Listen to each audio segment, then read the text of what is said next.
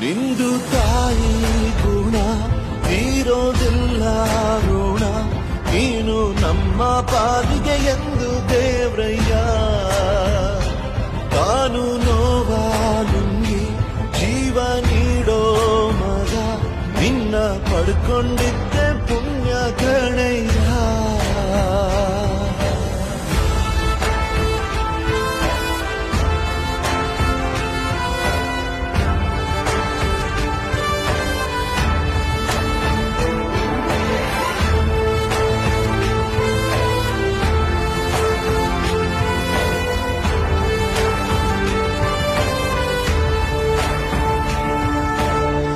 ಅನ್ನ ಕೊಡೋ ಭೂಮಿನು ಹೊಗಳುತ್ತಿದೆ ನಿನ್ನನ್ನು, ಊರನ್ನೇ ಬೆಳಗೋ ವಜ್ರ ನೀನು.